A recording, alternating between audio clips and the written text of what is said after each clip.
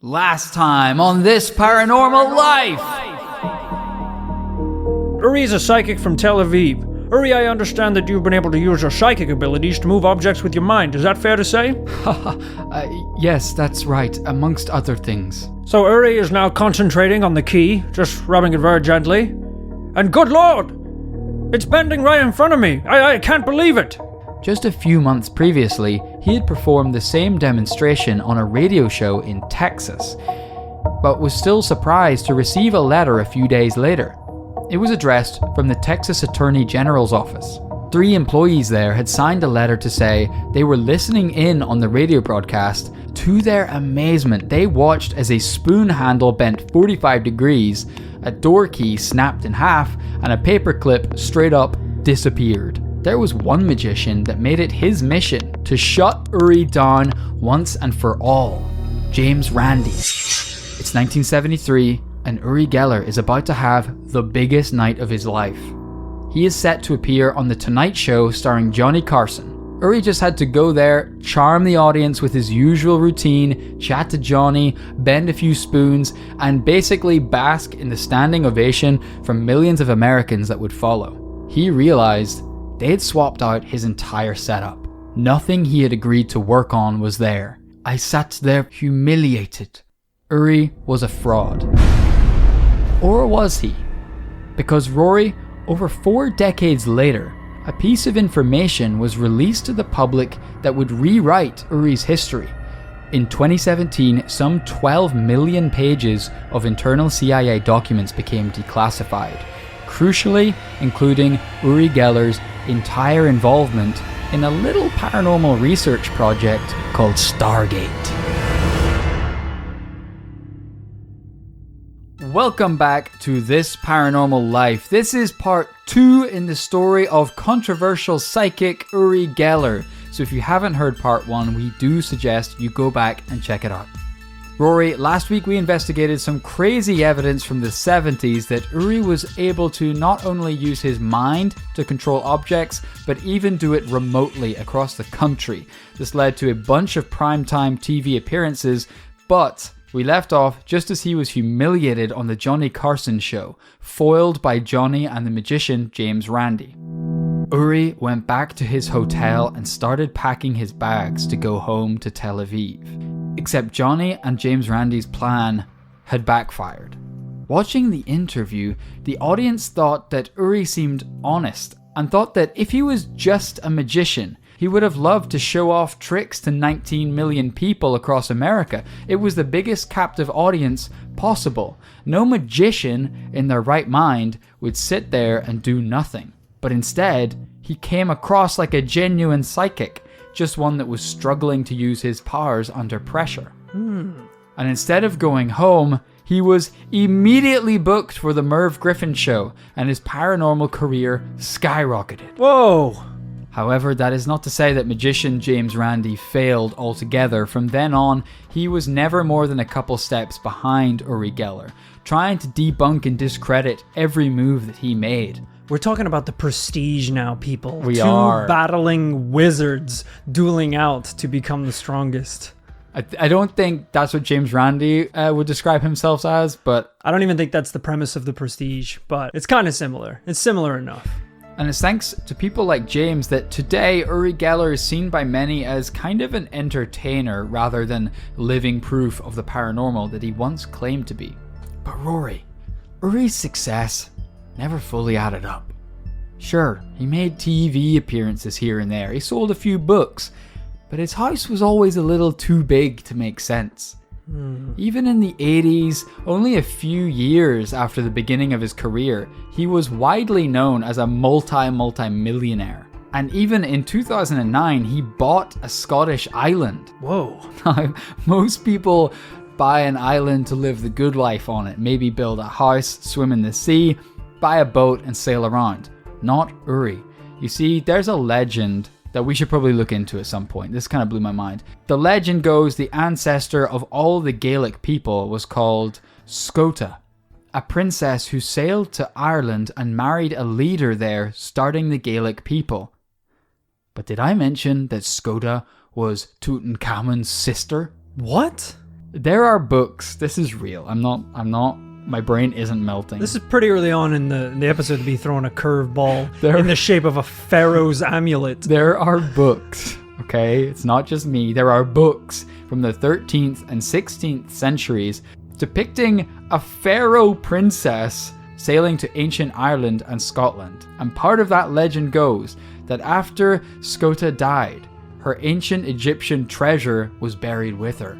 It just so happens that Lamb Island off the coast of Scotland is one of 3 Scottish islands that are laid out in the exact same way as the Egyptian pyramids in Giza. So Uri is currently trying to excavate Lamb Island and find the lost Egyptian treasure. It seems a bit weird to go directly to this, the lost treasure of a princess that apparently fled Egypt, and not just go to Egypt with your fortune and try and find it there. Well, I think all the treasure's been looted, hasn't it? No, they're still finding stuff. Really? Plus, with his magic powers, he could probably just put his hands on the sand and, like, golden pharaoh's coins will just bend around him and don't get me shake the started on ground. that kind of stuff, all right? Because I'm just saying there's some stuff coming up. So I do agree. Buying an island seems a little excessive. Yeah. But all of this is just to say, clearly Uri has been making cash. Yeah. He's crooked, folks, and we're not talking about the spoon bending alone. If he's making money, that means someone believes in him as a psychic. But who is it? In part 1, I dropped the bomb that the CIA actually worked with Uri on Project Stargate. This was revealed in 2017 when some 12 million pages of CIA documents were disclosed. Stargate is a project we've definitely talked about before on This Paranormal Life, not just on the episode about Saddam Hussein owning a literal Stargate, but also because it was a top secret government paranormal research project. What we do know is that in the early 70s, Uri had agreed to be tested and monitored by a number of scientists, primarily in his home country of Israel. People who had obviously heard about him, seen him, and thought this could be a great research project. Let's get him in, see if what he's saying is true. At some point in 1973, one Israeli scientist who had worked with him tipped off 2 other scientists in the USA, Harold E. Puthoff and Russell Targ, 2 men that started their careers in stuff like physics and laser research, but later specialized in parapsychology, remote viewing, and telekinetic research.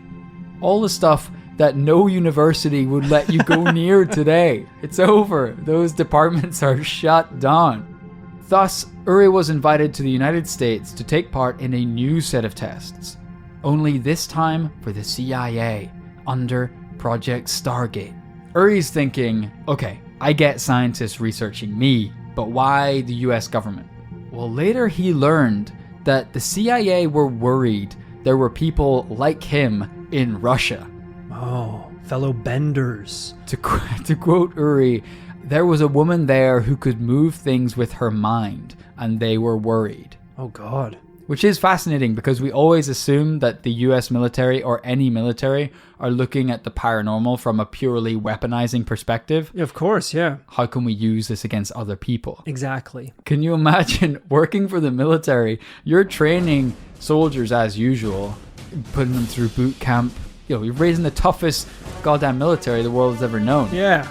And then you get intel to say that the enemy soldiers can now bend bullets with their mind. What do you do when you've got 1,000 normies ready to go? Pathetic little meat bags. You would put every dollar available into copying that training and technology. Yeah, your new mission, go capture the bending bullet people and get one of them to defect. That's the only mission. Your mission, go get into Ouija boards and astrology and come back to me when you can predict the future. The troops all get like real spiritual looking. They're walking around looking like Russell Brand, loads of bracelets and necklaces. It's basically Hogwarts at this point. Speaking about the research project in more recent years, Uri said, I found it fascinating, but also very grueling, because I became almost like a guinea pig. Hi, Uri. I'm Russell. Thank you for seeing us. Please, take a seat. Hello, Russell. No, thank you for considering me for your project. Okay. Is everyone here?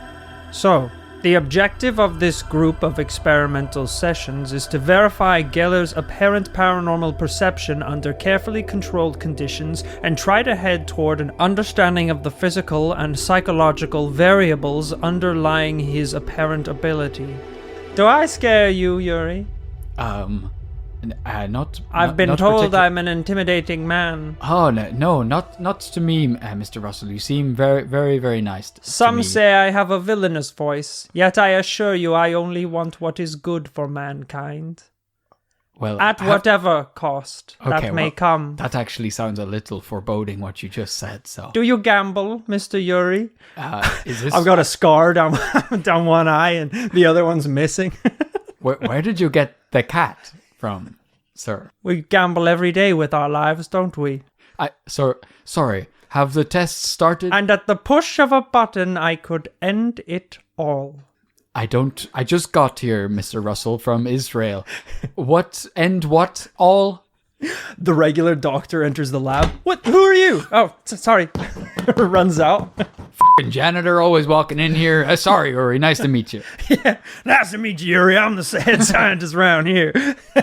It's Colonel Sanders in a lab coat. And so the experiments took place over a few days, with Uri placed in varying degrees of isolation as he attempted to solve and perform the scientists' paranormal tests. It's like Stranger Things style. You know, he's like jacked up with wires, little sensors, heart monitors, all that stuff. Listen, we've been through it. We actually did an episode entirely on Stranger Things. Stranger Things is based entirely on these CIA experiments investigating the paranormal. That shit all happened. Demogorgons and all. Well, we don't know the last bit, but they probably are. Yeah, likely. I haven't even read the rest of my research. There might be Demogorgons. And you know that a son of a bitch that can bend spoons can bend reality, all right? You want to go to the upside down? How about you go to the flip side down? That's when he bends the future into the past. Whenever you said he bends reality, I thought you were just going to say he'll trick you into liking olives if you don't like olives. No, I'm talking small stuff. I'm talking you walk down the street scrolling on your phone and accidentally bump into yourself from 10 seconds in the future. You turn around to see what's going on and you're looking at the back of your own head. That's a lot. That's what I'm talking about. I mean, that's pretty. That's not just bending reality. That's bending like the laws of physics and everything. Exactly. You know you're looking down at your hands and they're aging 1,000 years in front of you, dying, being reborn. Old hands, baby hands. Old hands, baby hands. I think this is a Twilight Zone episode. You go to scream and roses come out of your mouth. Okay, now it's like a Salvador Dali painting. Try and weaponize that is all I'm saying. They're messing with something that it's a little too dangerous. You're going to be very disappointed by the tests that are about to follow. Oh, no. No old hands, baby hands? They tested a number of things, but this investigation centered on a remote viewing test. This is the paranormal ability to, quote, seek impressions about a distant or unseen object through extrasensory perception. To you and me, this is basically accurately describing stuff a mile away while you're tied to a chair and blindfolded, aka impossible unless you're truly psychic. This is basically the holy grail for paranormal researchers, and so Uri was put to the test. And thankfully, Rory, thanks to these declassified documents, we have the results of that test. Wow. So Uri was placed in an opaque, acoustically and electrically shielded room. Then, outside the room, a researcher would flick through a dictionary, pick a word at random to draw. Then, once finished drawing, it would be Uri's job to use his paranormal abilities to see the picture and draw it himself. I have 3 results here. I'm going to tell you the word, then show you what the researcher drew, and then show you what Uri drew. Okay. The first word the researcher picked out of the dictionary was fuse. This is what they chose to draw. All right, what this looks like here is the not what you would think. You know, it's basically the fuse on a stick of dynamite, right? Rather than like a fuse you would put in your fuse box at home. Yeah, interesting. You could have gone either way. This is arguably maybe easier to draw. Yeah, but for clarification of doubt, they have written firecracker at the bottom of the image here. Exactly. So, with 0 clue about the word or the image, in a sealed room, Uri produced this drawing. All right, it's not quite the one-to-one that I was hoping for. It is the drawing of a man with a giant giraffe head next to him. Yeah, just the head. Just the head. It looks like a little drum set or something in the top. Right, he's drawn too many things for a start. They should have clarified it was one thing. He's drawn a man talking with an elephant while someone plays the drums. Yeah, not a great start, I'll admit. Not a great start. However, the researchers weren't immediately discouraged by this because they felt Uri had potentially tapped into some information about the firecracker, and that this being a loud, tinny, kind of aggressively sounding object, that then the drum he produced might have been tapping into some sense of that. The bang. Yeah, the bang. And the giraffe? Right, that was just straight up wrong. So giraffes don't actually make a lot of noise. No. And actually that human appears to be sleeping, so they're not making any noise. What is a giraffe's neck but the fuse of its body? That's what I'll say. So, not a great start. No. The second word the researcher produced was devil. There's no way they picked that by random. These are all going to be... The next one's going to be like... Next one, I don't know. Immortality. Fountain of Youth. Just throwing some words out there. How about if we say Fountain of Youth, Yuri, you just close your eyes and draw a map. How about that? The next one is Doomsday Machine. Schematics would be preferred to drawings, actually. I see you draw another giraffe. All right, we're going to try and pivot away from the zoo animals here, Yuri. This one is a clown. Okay, all right. That's lunch. We're gonna take a quick 5. This is the image the researcher produced for devil. Okay. Nice. All right, guys. You know exactly what this son of a bitch is. It's a guy. He's got horns. He's holding a pitchfork, or I guess a trident, because there's only 3 spikes. Yep. Got a little devil tail. He's actually got a good head of hair on him as well. Yeah, a nice little buzz cut.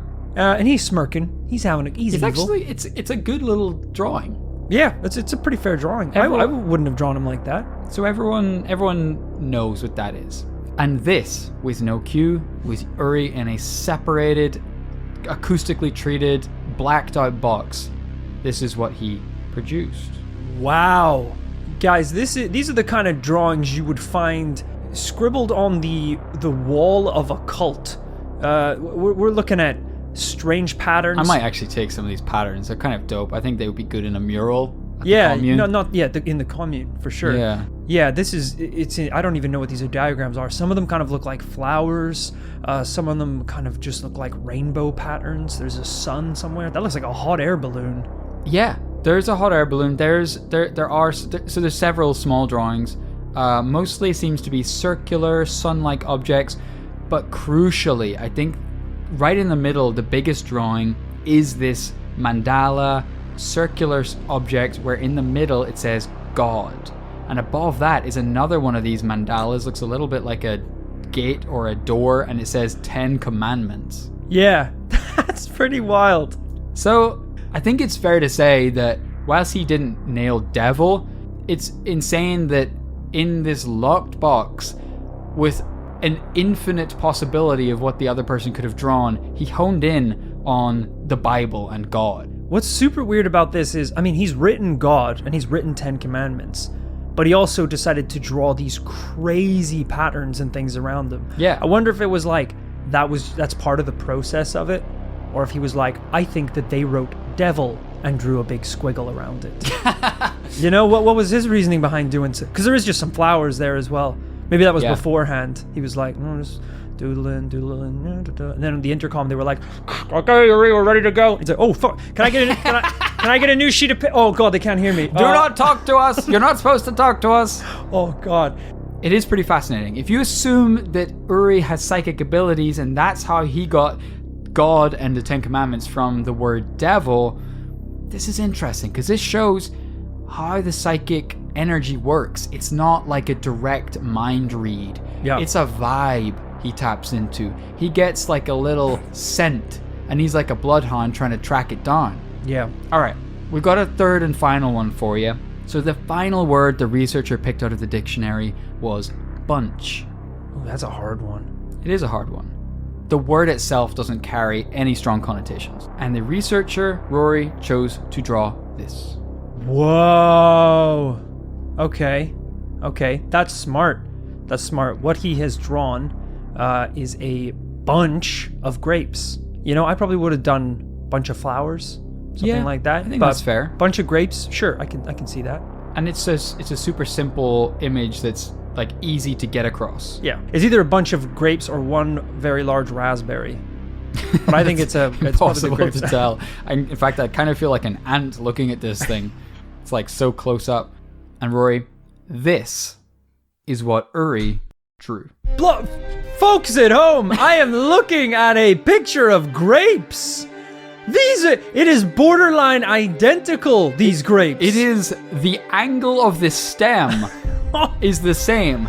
You Rory, are there are joking. 28 grapes in this bunch, and there are 28 grapes in the bunch that Uri has drawn. This motherfucker's learning. He's evolving. And the next test, the lights are going on, and a doctor's gonna run in and be like, shut it down! Like pulling out cables from the wall. He's gonna be levitating like Mewtwo. So, just to be clear, he knocked it out of the park on bunch. Yeah. And they stopped there? That was the last one? That's actually the only drawing experiments that I'm aware of that we have the evidence for. Yeah. I've actually looked at the CIA documents. You can go see these yourself if you go to the CIA website. That was good enough. They pretty much shipped him to Afghanistan the next morning. They were like, he's ready. He's a weapon. Wait, what do I do once I land? If you're truly a god, you'll know. They boot him out the back of the plane. I never said I was a god! I can't fly! I can only read math! He hits the ground and splatters into a million pieces. Oh, crap. We spent $5 million researching that guy. So, Rory, imagine you're the researcher in this story. What are you thinking? I don't know. I probably would have done more tests for his start. Even though he pretty much knocked that last one out of the park. 3 isn't a good body of work to go on. I feel like this would be just the start. You got to start holding objects in your hand and seeing if he can describe them. You got to when you're taking a 5 at lunch, come up behind him with a 2x4 and just take a swing and see if he can stop it or duck. See if he's got to do some Spider-Man shit, knock his lunch tray out of his hand, see if he catches it real quick like Peter Parker. Exactly, yeah. You need to find out the limits of his abilities. And, if you got to push him around a little bit, beat him up a little bit to do it, that's called research. Especially back in the CIA in the 70s. Oh, yeah. I think we'll get into this a little later. They did do other tests, some of which were successful, some of which weren't. I just highlighted this as at least one example of a home run, which explains what's to immediately follow. What we do know is that what Uri Geller showed the researchers on that fateful week, including this test, caused the CIA to claim Uri Geller had, quote, demonstrated his paranormal perceptual ability in a convincing and unambiguous manner. Which begs the question, if they believed in his paranormal abilities, do you really think they let him walk away? Just go back to show business? They didn't even ask for his telephone number? No f***ing way. They turned Uri into goddamn Jason Bourne. Oh, We're talking multiple passports, guns, international espionage. Fuck it, wipe his memory. His memory's only going to get in the way. They accidentally wipe his powers. Oh, shit! He's just a dumbass. What am I thinking about? Is it grapes? We couldn't get him to stop drawing giraffes before. Now he won't. It's been giraffe after giraffe, and he isn't getting the point. What's your favorite animal? I don't remember. Monkey? Jesus. Monkey, perhaps? No! All I'm hearing is it takes very little to be considered a mutant god by the CIA. I feel like it's unfair that no one's contacted me to see if I could do it. Well, 3 pictures? 3 pictures? That's all it took? But they did other tests. That's just the most visual one. That's like the one you can listen. That's a hit. You show anyone those images side by side and tell them the story. I'm gonna hit right now. All right, you think of something, and I'll be able to figure out what it is. Okay. Think about it vividly. Anything. Okay. Like a shark tooth. Okay, I will. Think about it, and just focus it in your mind. All right. I'm focusing as hard as I can. And I'm gonna come up with it. So just focus on the object. Focusing. Just like say it, like under your breath. Just say it. No, well, that would, no, come just- on, you because gotta that would give be me- besides the point of the test. Well, I So- won't even be able to hear it. I won't be able to hear it very well.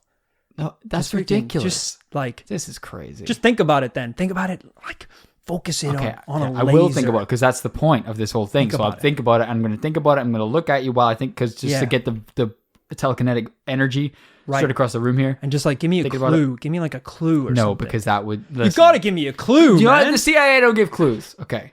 Like a hint. Like, is it an animal? Okay. Is so it but I'm is it not a the CIA. grape? So I'm gonna a grape. Is it a single grape?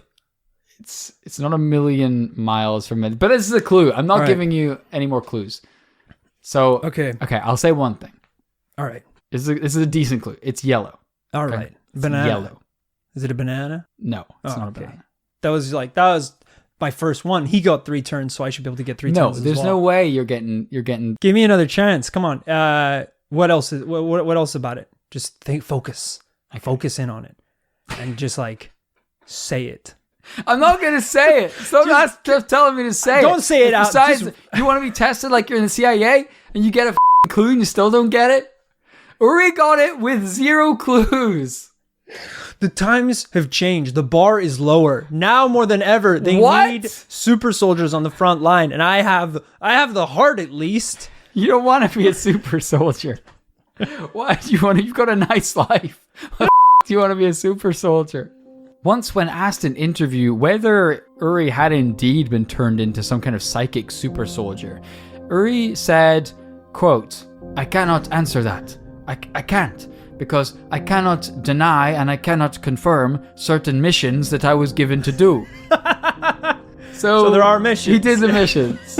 He absolutely did secret missions. We should also note in these interviews that he is 2 foot taller than he was when he was last seen, Right. and infinitely more buff. Yeah. But if that wasn't clear enough, true to style, in a later interview, he said, "I did many things for the CIA. They wanted me to stand outside the Russian embassy in Mexico and erase floppy disks being flown out by Russian agents by saying, 'Erase, erase, erase,' using my mind." Is that how it works? That doesn't sound like how it works. I was doing that before. Like, you know, you think really hard on it, and then it goes using the telekinetic rays. I guess that's how it works. That was barely a sentence. Listen, bro. Whenever you're telekinetic, listen. I've been researching this. Yeah. I'm starting to think I have a few powers of my own. Okay. I think it You just is- got to recite I it. think it's diminishing. Just give me 1 I think it's second. diminishing my ability to speak. Give me though. 1 second. Here. Dick, grow, dick, grow, dick, grow. I Sorry. think you got to keep it. What? You got to keep it to yourself, because I think otherwise. I thought you were supposed to say it out loud. No. You're supposed to say it You inside. just think it. He was just thinking erase, erase, erase. All right. I would just we hate got to to- edit something out of the podcast. We know and I we won't say can't, what man. it We don't is. have enough time. We don't Okay, have well, enough time. erase, erase, erase. No! Oh. We need the podcast! It's uploading. What? Another time, I had to get near someone signing a nuclear deal and bombard his mind with sign, sign, sign. Oh, to prohibit, I guess, the use of nuclear weapons? To sign a deal to not create nuclear weapons, I Yeah. guess. The contract wasn't drop it, ? And then you sign your name, yeah. Okay, wow. It's intense. No, some people think this is far-fetched. Really? Uri Geller worked for the Secret Services? Then how do they explain that Uri's first job at 13 years old, I'm not shitting you here, he said this in interviews years previous. At 13 years old, his first job was delivering letters for Mossad, the Israeli Secret Service. What? His first job was a paper boy for the Israeli Secret Service. Not only that, but in a BBC documentary about his work for the Secret Services, they interview Israeli Prime Minister Benjamin Netanyahu, and he's like, yeah, me and Yuri go way back. What? So even before the CIA dropped the bomb that they'd done all these tests with him, and let's face it, probably used him, Yeah. he absolutely worked for the Israeli Secret Service. Oh boy, that's what a weird career path to start with paperboy for the Israeli Secret Service. And then you turn out to be a psychic? Yeah. I feel like this is a bomb drop. This is a mic drop. This is a huge piece of information that I don't think we've ever come across in this paranormal life. The knowledge that secret services around the world at least have used psychics, paranormal practitioners in the field. Oh, yeah. Look, they've been keeping it on the down low, but we've known it. We've known it for years. Think back to the, the Philadelphia experiment. It's true. There's a long history of the government being involved with people who claim to have, or do in fact possess, psychic abilities. Colonel Floating Gun? You think he was born that way? No. He used to deliver papers for the CIA. It was just floating letters down the road. So we might have tracked on some of Uri's money, but that wasn't the only place he was making his money. Apparently in the 70s, a man called Serval Duncan invited Uri to his home in Majorca and said, "I'll tell you what, Uri, I've buried 3 bottles of olive oil in my garden here. If you can find all 3, I can make you a lot of money." All right. Uri walks around the garden trying to sense out using his paranormal abilities. And he finds the bottles. He finds all 3 bottles of oil. What kind of twisted Easter egg hunt is this? Or were they buried or were they just in a bush? They were buried, of course. Serval said, "Congratulations, Yuri. Here is $1 million. I want you to find real oil for me." Oh, that's smart. Okay, I can see that. That's pretty good. And Uri worked for other companies. There are actually photos of this online, of him on mining sites around the world, working for Brazilian, Japanese mining companies, finding oil, diamonds, gold. What? His standard contract was getting $1 million up front and $1 million when he finds the honey pot. And he found the honey pot? Sometimes. Sometimes. I mean, enough for him to get repeat work, sure. I guess, yeah. But, not every time. All right. That sounds like he had the success rate of a mortal. No, because the average Joe looking at a map, just putting his finger on a map, putting a pin in a map and just saying, "Hey, there's oil under there." No. Is that how he did it? Yeah, he was looking at maps. I would have thought he'd go on location more. But apparently it started with looking at maps. Oh my god. And then they might fly over a place, look by helicopter or something. Oh my god, that's badass. Imagine Pretty today wild. you wouldn't even you just fire up Google Maps and be like, "Just sent you a link. Check it out. That's oil. It's nuts. Give me my $1 million." It's crazy to think, but it kind of makes sense, right? I mean, think of the world's biggest companies today, where $1 million is nothing to them. Yeah. It's like you might as well try every avenue. It's like the way rich people hire all these fake doctors to cure them of this, that, or the other. Yeah. It's like they're so goddamn rich, they might as well give it a go. Yeah. The profession of paranormal investigator has basically survived off wealthy people paying us to investigate nothing. That was another bit you should have kept inside. Oh god, okay, right? erase. Don't worry about it, bro. I took care of it. So I should say the whole idea for this investigation actually came from a reader who emailed us saying the following. "Hi guys, I have a suggestion for an investigation which seems pretty compelling. I know all of this sounds crazy, but I have one piece of what could be evidence for you both. So I have this book I bought some time ago which teaches you novelty tips and tricks, from showing you how to memorize a card deck to doing complex math in your head, all the way to, most relevant here, using one's own ESP or extrasensory perception to bend silverware. On the topic of psychic powers and a sixth sense, I would say I'm open-minded. I've had experiences which I can't easily explain, such as knowing information there was no way for me to know at the time, or my ability to see what I think are people's auras. So I decided I'd give it a try. The book instructs you to be in a relaxed state, an indirect yet direct Okay, you lost me already. Indirect yet direct attention, holding a piece of cutlery in your hand between your thumb and index finger. And you have to want it to happen, but you can't force it. And you're basically stroking part of the fork or spoon with your thumb.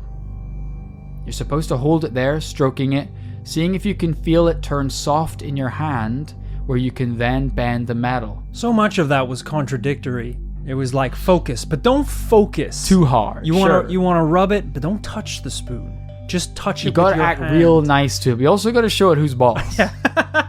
I turned on your recent investigation into Nibiru and enjoyed that while I had this fork in my hand I'd grabbed from the silverware drawer. And it worked.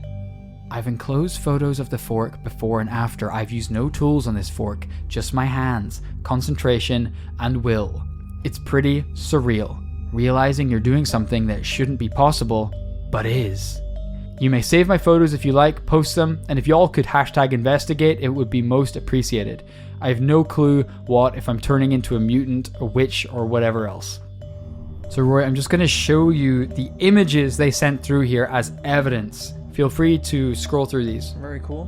Whoa, alright folks, they didn't just bend this fork, they f***ed it up. It's messed up. Prongs bent, handle bent. That fork will never enjoy a meal again. Absolutely not. It's going to be drinking out of a straw. And this is, I can't tell if there's a series of different pictures. I can't tell if these are different forks or just shots of the fork getting more and more effed up as the night went on. Maybe they really don't like that single fork. Listen, we all have forks we want to mess up, but we just, we give them the benefit of the doubt. Wow, all right. I will note 4, 5 maybe very convincing pictures there. Not one video though. Not one video of the spoon bending. That's irrelevant. I don't see why we would need video if a picture would suffice. Obviously, the Golden Pyramid of Truth doesn't include video footage. No. It's hearsay, rumors, stories. I think talking is one of them as well. Yeah, so in fact, even this email, because the information is so direct, we don't even have the Pyramid of Truth, really, because there's no rumors. It's old school. Rory, there's only one way to find out for sure. How about we give this a go? I'm ready. So folks, I have provided Rory with the flimsiest fork I could find. I've got a spoon, actually the same brand, and we're going to attempt to harness our ESP abilities. I don't know if I've got ESP. Let's find out. I think we, in a bonus episode, did a little experiment. Okay. Where we flipped those cards to try and find out if we had any psychic capabilities. Did it go well? You did surprisingly well. Oh. You hit a lot of cards. I did not. Okay. However, like Uri, I believe that I have only grown stronger since the giraffe test. And I feel like maybe this is my great picture right here. This could be. So right here in the podcast, we're going to try and prove the ability to bend shit with your mind. This is like getting scouted as well for an esports clan. There is a 2-way glass wall in my bedroom right now, and there are several big league CIA players behind that wall. This is my tryout. You think your brother is in the CIA? You're out of your mind. So what we want to do, Rory, is get it right there where you've got it. Yeah. Just below. Anyone at home can try this. So we're just holding our cutlery right below the bit you put in your mouth, basically, just the neck, and we're just gonna rub this. Just use your thumb. Okay. We're gonna rub it. So it's almost like you're trying to heat it up. All right. How fast? It's kind of weirdly. Should we light some candles in here? Yeah, Open up a bottle it's of that wine? kind of motion, I'm All afraid right. to say. So, okay. And you can use the other hand to stabilize it if you want. You want to rub it. Use your mouth a little bit. Don't be afraid to get down there. Okay, well, I wouldn't go that far, but folks Think at about home, how the spoon feels, all right? Be receptive to how the spoon's moving.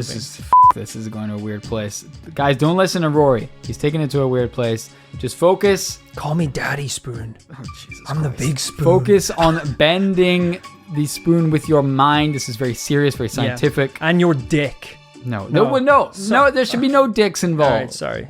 This is ridiculous. You're undermining this experiment. So now you might want to hold it like this at this point, and we're gonna go to the next stage of trying to bend this shit. I didn't know there were steps. How do you zone out when you're flipping it like a pancake? I'm following Uri's. Okay. He actually did a promotional video for Kellogg's cornflakes where he bent some spoons on camera and showed you how to do it. So that's the method I'm following. I would say that's a pretty terrifying mascot to have. But have you ever seen the f***ing Sugar Puff monster? That thing is a cryptid in itself. We should be hunting him. We're trying to bring him down. We got to bring him down. He's got to die. So at this point, I'm trying to bend it using my mind by focusing on it. Hopefully we've heated it up here. Okay. So I'm melting from our pure ESP energy. Okay, I'm not getting anything, Roy. What about you? I thought, I felt like it was building towards something. I don't know if I'm quite warmed up yet. But I look over, you're bent in half. What? I don't know. Nothing's happening. I think this might be a bust, ladies and gentlemen. Come on, you little bastard! Bend! I don't think that's going to help. Bend, you I don't think that's what Yuri or our reader did. Bend! My nose starts bleeding. Bend! Ah! Nothing seems to be happening, folks. I will say, Go on. we didn't do a full inspection of this fork before it was handed to me, but the prongs are a little askew. That's all I'll say. It's a real piece of shit fork. All I'm saying is, you want to look at this thing side on? Do you want to take photos of that? Put it up on the Secret I'll do Society? a poll. I'll do a poll. Is Rory a wizard? Yes or no? And I'll provide the evidence. Look at this son of a bitch. Look at that. From side on. That's crooked as a witch's nose. It is crooked. Yes! But it's also very old. Men enter the room. Rory Powers, welcome to the Force. Give you a badge and the gun. You shoot me. Ah! Muggle bitch. So, Rory, at the end of every episode, we have to come down to a conclusion as to whether what we've investigated is truly paranormal or not. You know, our reader there has helpfully thrown in a little bit of first-hand evidence of their own. I guess the question here is Uri Geller, the psychic, the CIA agent, the Mossad agent, is he truly psychic? That's a very good question. Luckily, we're dealing with someone who has a pretty extensive history of using paranormal and psychic abilities. You know, it's not just what we learned about him in the first episode of this two-parter, where, you know, he went on some game shows, he bent some cutlery, you know, that was pretty much as far as he took it. Now we're learning about him being involved with the CIA. We're learning about him finding oil and diamonds in the ground. Yeah. He's got a pretty impressive history. He's got a pretty impressive log of paranormal events. At least a lot of people have believed in him at different points. Yes, that's true. It would be interesting to like tally up his ratio of hits to misses. Because, I don't know, if you truly say that you are paranormal, but even if you get like 4 misses in a row, is 5 enough to convince people you're still paranormal? That's tough. That's like saying you're very good at blackjack, losing 6 rounds of blackjack, and then winning your 7th round of blackjack. And everyone's like, he was right all along. It's like, no, he wasn't. He's very bad at gambling, and he's managed to win a hand after 6 losses. It's very true. The key here is the stats. What do the stats say? You know, in science you have what's called statistical significance. That means that for something to be considered true, it has to be tested and has to beat chance. Yeah. Because chance is always a possibility, and there's a threshold over which it becomes interesting, weird, maybe even true. But for Uri, that's the problem here, is we don't have that tally. We don't know if all his hits that he got $1 million for, all his hits that he went on TV for, if they were just chance. In the interest of coming down to a conclusion, it should be said that the CIA experiments that seemingly prove Uri to be a real psychic are widely and vastly discredited by everyone in the scientific community. Okay, wow. Left that one right till the end, bud? Puthoff and Targ aren't like stellar names in the scientific community. It was pretty widely acknowledged that they didn't do a great job of ensuring the tests were extremely rigorous. Okay. They may have left a couple answer sheets in the test chamber. Who knows? They were paranormal believers themselves and were kind of emotionally invested in this whole thing working out. Right. One thing I will say, Harold E. Puthoff, after these tests in later years, would go on to start a company with Tom DeLonge from Blink-182. Okay. Whenever he got into aliens.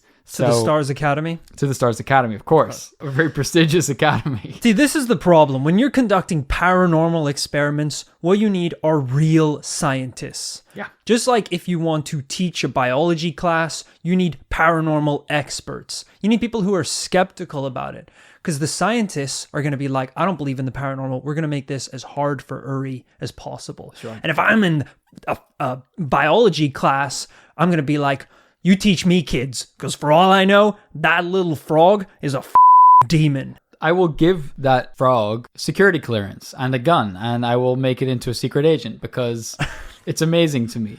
It's a wonder of the universe. So I have to say, personally investigating this one, I went in highly skeptical. Throughout, I was continually surprised by these really quite amazing occurrences. And yet, at the end of it all, I don't believe that we have enough concrete evidence, scientific rigor that should be readily available. If someone has a 40-year paranormal career, the evidence should be there, and it's not. And that's why I don't think I can say he's a real psychic. I think it's a no from me.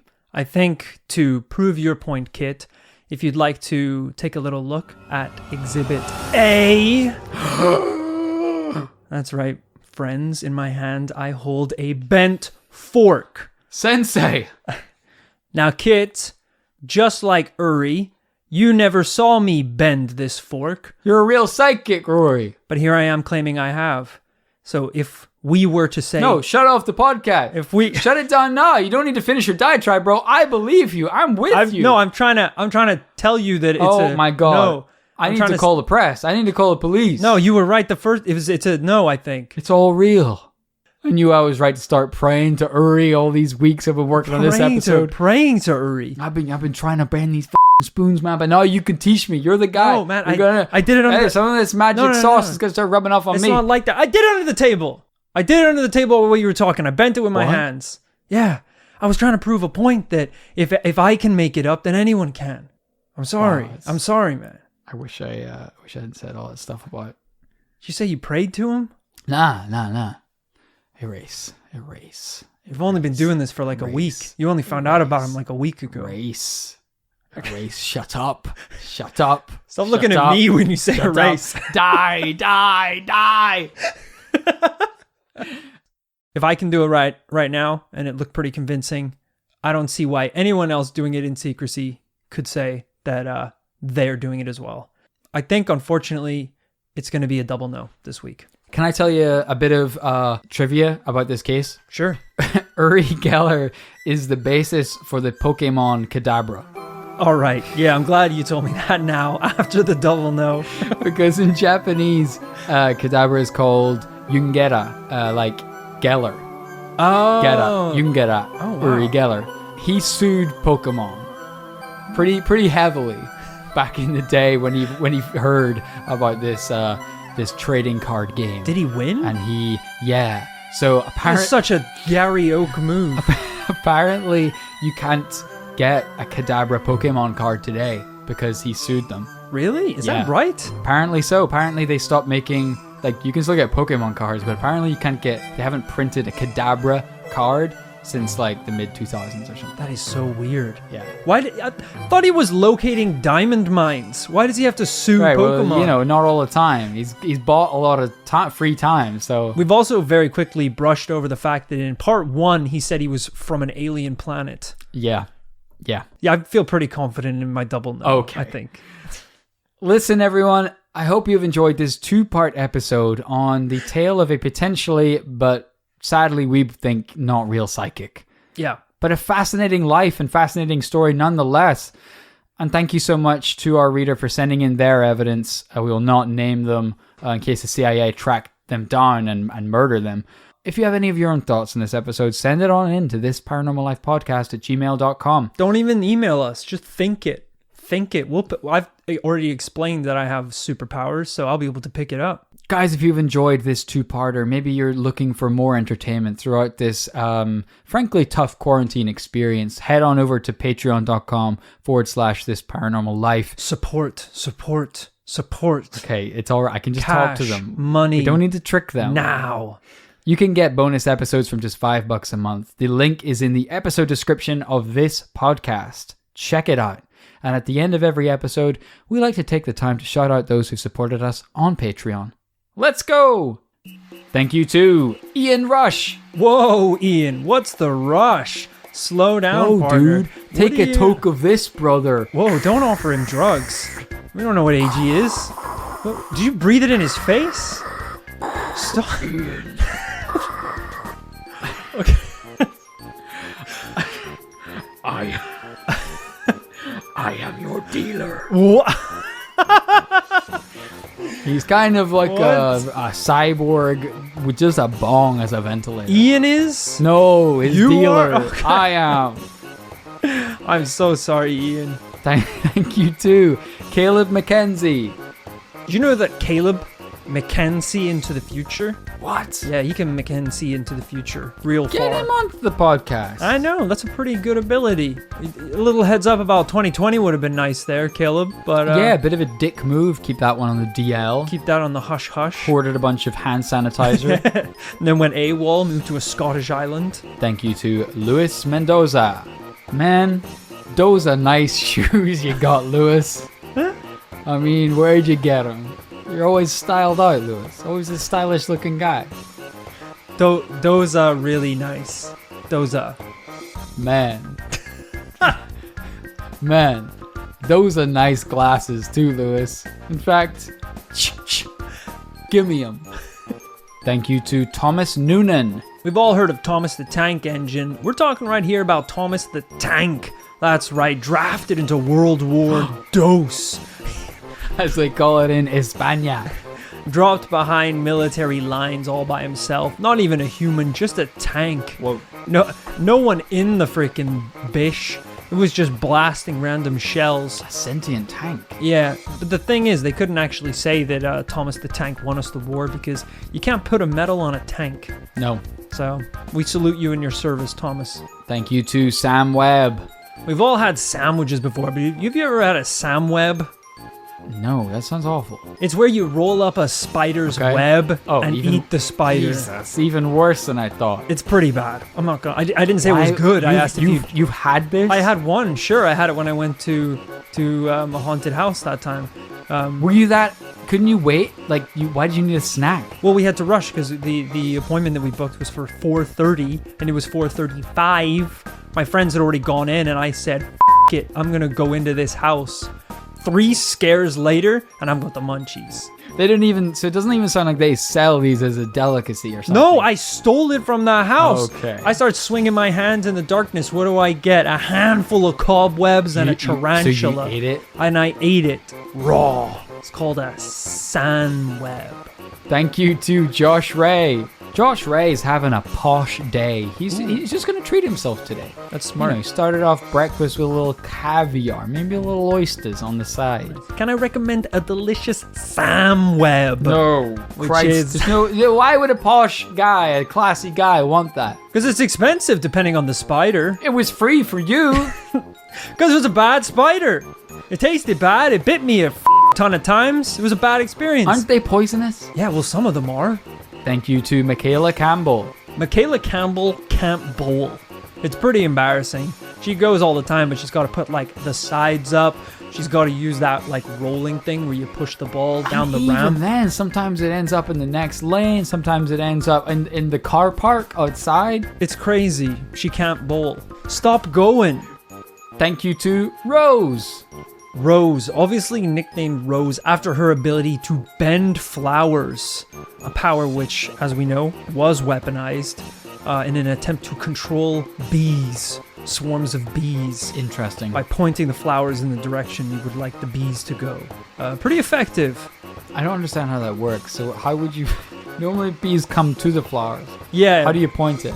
So like if a bee is like, I want to go to that flower, and then it's going towards the flower because the flower's nice and colorful. Cool. You bend it with your mind so that the colorful bit of the flower like kind of goes forward and then leads on to like another flower, so that the bee's like, oh, I'll go to that one. That one bends forward. All of a sudden you have a tidal wave of stingy little wasp men. Whatever happened to bombs and guns? I don't know. They were pretty effective, I thought. They did the job for sure. Why but are you weaponizing bees? Why do you think there's all these Save the Bees campaigns? Because they're veterans and they're dying in huge swathes. Thank you to Daniel Camacho. Daniel, you better watch yourself or I'm going to come at you. I'm going to come at you hard and I'm going to come at you fast. He's got bees. He's got bees? He's a bee bender. Oh no! I can't even reach him. It's just like fighting through waves of him. Damn. Thank you to Neon Possum. Neon Possum is beyond awesome. Emphasis on the bees, because they control hordes of vicious wasps. Nothing to do with bees. Buzz. No, but they're pretty similar. You know, they're all pretty similar. Thank you to Joshua McGill. Joshua McGill is washing my grill. Oh. Josh, I'm gonna level with you. We've been cooking a lot of spider-related delicacies on that thing, so you're gonna need a scrub. Yeah. And also, there might be a few exotic specimens left in the bottom of the grill. Ooh, yeah. So just watch out for that. You're gonna want to be on egg hunt, my friend, because the ones that survived have multiplied. Except don't use gloves, because then you can't really feel the cleanliness of the grill. So I'm gonna need you to go in there raw. Yeah, barehanded. Thank you, lastly but not leastly, to Short Liam. Short Liam, the nickname that his family gave him because he is the shortest of all the Liams. They had about Liam 1, Liam 2, Liam 3. Oh, that's nice. The other Liams are 12 foot, 13 foot. So Short Liam still comes in at about 9 foot. His cousin Shaquille O'Neal. Yeah, that's right. He's a very tall man. He's a borderline cryptid. I think he hangs out in school with, like, the Slender Man. Don't hang out with him. He's not a good guy, but they can kind of relate because they're on the same level, literally. We're glad to have you supporting the podcast. We appreciate your tall money. Thank you to everyone we have just shouted out and everyone whose shout out is still coming. Thank you for being so patient. We hope you've enjoyed this episode series on Uri Geller. We'll be back next Tuesday with a brand new paranormal tale. Bye-bye.